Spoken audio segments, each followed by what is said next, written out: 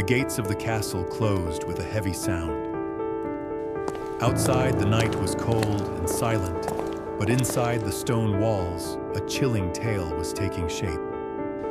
Margaret of Bavaria, born of noble blood, never imagined her marriage would end in horror. Raised to be a queen, a duchess, and a respected woman, she entered the court of her husband, John of Bavaria, with expectations of honor and dignity. But in that court, love had no place. Only power, betrayal, and suspicion ruled. From the start of her marriage, Margaret sensed something was wrong. John was cruel and temperamental, a man ruled by paranoia and distrust. Even in private moments, his gaze was cold, calculating. To the outside world, Margaret appeared powerful, but behind closed doors, she lived as a prisoner in a golden cage. Rumors spread through the castle halls. Whispers spoke of conspiracies and betrayals that could shake entire kingdoms. John heard every word. His suspicion grew, and in time he began to see Mar. John made a decision. Margaret would pay the ultimate price. He would not exile her or imprison her like others had done with inconvenient wives. No, her punishment would be worse than death. It would be a message to all who dared to cross him. Margaret had no idea that her destiny had already been sealed. In secret, rumors became judgment. No one knew exactly what she had done. Some said treason, others said adultery, but the truth was irrelevant. What mattered was John's decision. He required no proof. The castle fell silent as guards stormed into the Duchess's chamber. Margaret was alone, reading by candlelight, when heavy footsteps approached.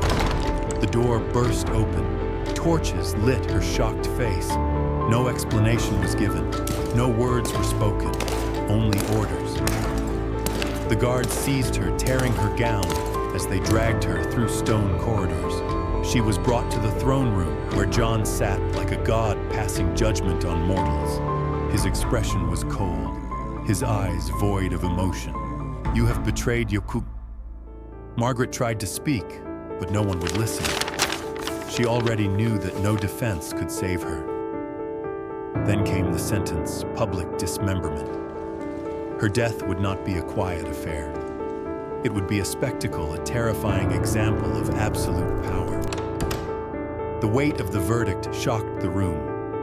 No noble, no servant, no advisor dared to speak. All knew that to oppose John was to invite death.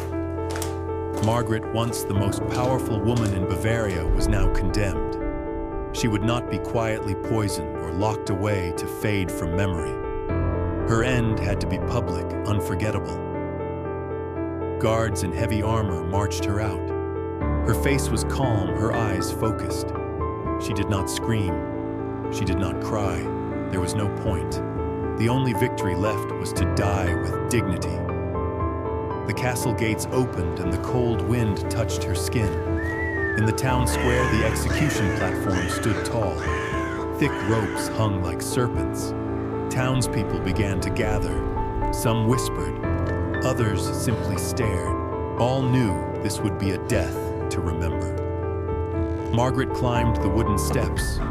Her dress was soiled, her hair loose, but her gaze never wavered. Even then, her pride remained unbroken. The executioner stepped forward, not with an axe or sword, but with knives. The Duke had not ordered a swift death. He wanted pain. He wanted time. The air was silent except for the wind and the crackle of torches. Margaret knelt, her hands bound. She waited. The first cuts were shallow, calculated a slow descent into torment. The crowd gasped as red stains spread across her gown. But Margaret did not scream. Her face showed no fear. This was only the beginning. Next came the ropes, her arms and legs tied to 4 powerful horses. It was the punishment known as quartering a sentence, reserved for the worst criminals. And now the Duke had chosen it for his wife. The final command was given. The horses hesitated, then moved. At first gently, then violently. Flesh tore, bones cracked. Finally, the screams came, long unbearable. Witnesses would later say she stared into John's eyes until her final breath, refusing to look away, refusing to beg.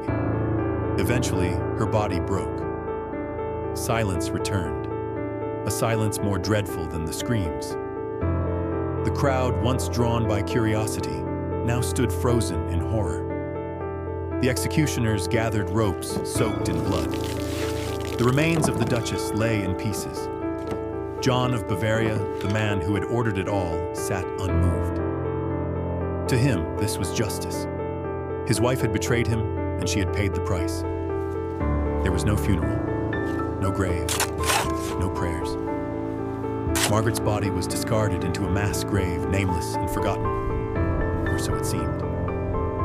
In the days that followed, the castle changed. Servants whispered of footsteps in empty halls, voices in the dark. Margaret's execution had not brought peace. It had brought fear. John began to lose sleep. His paranoia worsened. He trusted no one. He locked himself away.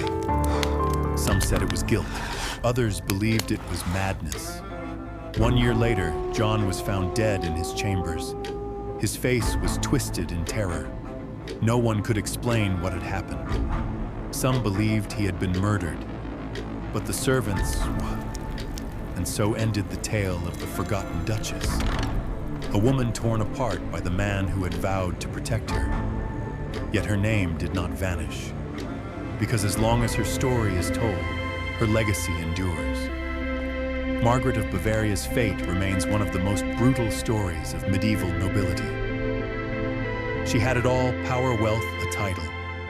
Yet she became a victim of a man who saw her as a threat, not just physically destroyed, but erased from memory. Still, history does not always forget. Centuries have passed, kingdoms have fallen, but her story lives on, and she is not alone. Throughout history, many women have been betrayed, punished, executed, some forgotten, some remembered.